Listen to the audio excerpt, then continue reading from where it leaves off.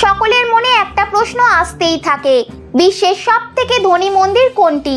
দক্ষিণ ভারতের কেরালায় তিরুবনন্তপুরমের পদ্মনাভ স্বামী মন্দির নামেই পরিচিত এটি। বিশ্বের ধনী মন্দিরের তকমা এই মন্দিরের দখলেই। এই মন্দিরে রয়েছে 7টি গুপ্ত ঘর, যেখানে গচ্ছিত রয়েছে স্বর্ণের অলংকার, মণিমুক্তার হার, আরো অনেক কিছু। এমন কথা প্রচলিত রয়েছে যে এখানকার ধনসম্পত্তি পাহারা দেন স্বয়ং নাগরাজ।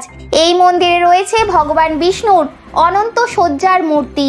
জানা যায় পিটি সুন্দরাজন নামক একজন আইপিএস অফিসার সুপ্রিম কোর্টের কাছে একটি পিটিশন জমা করেন, যাতে মন্দিরের সম্পত্তির হিসাব নিকাশ নথিভুক্ত হয়। সেই বিষয়ের উপর ভিত্তি করেই 7 জনের একটি টিমও নিযুক্ত করা হয় সুপ্রিম কোর্টের তরফ থেকে। আধিকারিকরা সন্ধান কার্য চালাতে গিয়ে 7টি গুপ্ত কক্ষের সন্ধান পান। লোহার দরজার পেছনেই সেই ঘরগুলিকে ইংরেজি হরফের এ থেকে জি দিয়ে চিহ্নিত করা হয়েছে। বহু সময় ব্যয়ে অনেক পরিশ্রমের পর খোলা যায় মাত্র 6টি ঘর, কিন্তু এই ভল্ট বি নামক ঘরটি খোলা যায়নি। মন্দির কর্তৃপক্ষের কথা মতে কোনো এক সময় মুনি ঋষিরা মন্ত্র এবং নাগপাশ মন্ত্রের মাধ্যমে যজ্ঞ করে এই কক্ষ বন্ধ করে দিয়েছিলেন, এবং একথাও জানা যায় যে এটা শুধুমাত্র সঠিক গরুর মন্ত্র উচ্চারণের মাধ্যমেই খোলা সম্ভব। এই কক্ষের দরজার সামনে রয়েছে 2টি সাপের প্রতিকৃতি। শাস্ত্রজ্ঞানীদের মতে এই দরজা খোলা হলে অথবা খোলার চেষ্টা করা হলেও হয়ে যেতে পারে ঘোর বিপদ, প্রাণ সংশয় অনিবার্য এবং নেমে আসতে পারে ঘোর বিপদ। এছাড়া পুরো কেরালা জুড়ে নেমে আসতে পারে ভয়ঙ্কর বিপর্যয়। স্থানীয় লোকেদের মতে নাকি গল্প কাহিনীতে শোনা যায় কোনো এক সময় থাম্পি রাহার সেনারা এই মন্দির লুট করতে এসেছিল, কিন্তু কক্ষ বি অর্থাৎ ভল্ট বি এর কাছে আসতেই নাকি তার সেনাদের তাড়া করে হাজার হাজার সাপ। এই কথার সত্যতা নিয়ে মতবিরোধ থাকলেও আপনি এটা শুনে অবাক হবেন যে এর সন্ধান কার্য চালানোর সময় আইপিএস অফিসার পিটি সুন্দরাজন হঠাৎ করেই মারা যান, কিন্তু মন্দিরে যে 6টি গৃহকুটুরি খোলা যেতে পেরেছিল তার থেকে সোনার পাত, রত্নখচিত গয়নার বস্তা 70টি এবং বিশাল বাক্স 7টি, 1000 কিলো সোনার দানা, চালের আকারে ছোট ছোট দানা, ইস্ট ইন্ডিয়া কোম্পানির সময়ের 17 কিলো সোনার মুদ্রা, নেপোলিয়ান বোনাপার্টের সময়ের 100টি সোনার মুদ্রা, 1000-এরও বেশি সোনার হার যা প্রতিটি 18 ফুট করে লম্বা, স্বর্ণ ও হীরক খচিত 3টি মুকুট, 10 কিলো ওজনের একটি সোনার নেকলেস, 4টি সোনার হার, প্রতিটির ওজন 2 কেজি করে, 5000 কোটি মূল্যের সোনার উপর বাসন, মুকুট, সোনার ছাতা, মশাল, ছুরি বা রড, রাজদণ্ড, সোনার শিকল 1000 পিস, সোনা ও হীরকের কয়েকশো মুদ্রা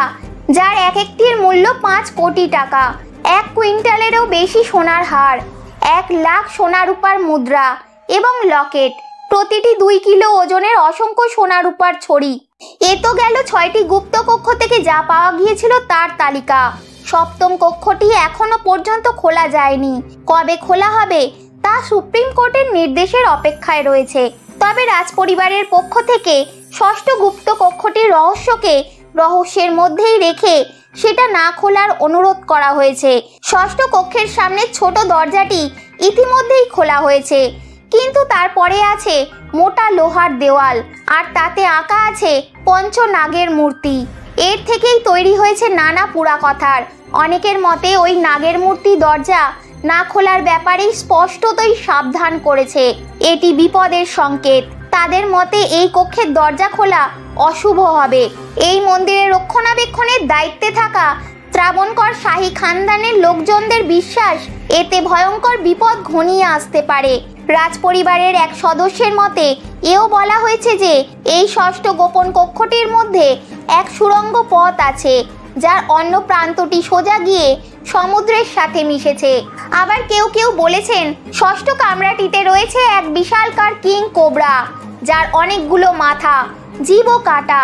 সেই কিং কোবরাই নাকি এই গুপ্ত কক্ষের রক্ষক। তাই এই কক্ষ খোলা হলে ওই কিং কোবরা বিদ্যুতের গতিতে জল থেকে বেরিয়ে এসে সবকিছু লন্ডভন্ড করে ছাড়বে। তাই যত দিন যাচ্ছে ততই এই সর্বশেষ গুহা কক্ষটিকে নিয়ে রহস্য ঘনীভূত হচ্ছে। এই মন্দিরের দেখভালের দায়িত্বে রয়েছে কেরালার রাজবংশের কাছেই। বর্তমানের রাজকুমারী অশ্বতী থিরুনাল গৌরী লক্ষ্মীবাই সেই গুরুভার পালন করছেন। তিনি জানিয়েছেন 2011 সালে সুপ্রিম কোর্টের আদেশানুসারে কক্ষ বি বা ভল্ট বি এর বাইরের দরজা যখন খোলা হয় তখন দেখা যায় এই ঘরের সাথে যুক্ত রয়েছে আরো দুটি ছোট ঘর, কিন্তু ভেতরে ঢোকার সাহস হয়নি কারোরই। 2016 সালে শেষবার এই কক্ষে গচ্ছিত অর্থের তালিকা করা হয়েছে, কিন্তু সেই অভিশপ্ত কক্ষটির তালা বন্ধ রয়েছে এখনো। এখানে প্রশ্ন ওঠে, ভবিষ্যতেও কি এমন ভাবেই পড়ে থাকবে কক্ষটি? কোনোদিনও কি রহস্যের উদ্ঘাটন হবে? প্রশ্ন থেকেই যায়।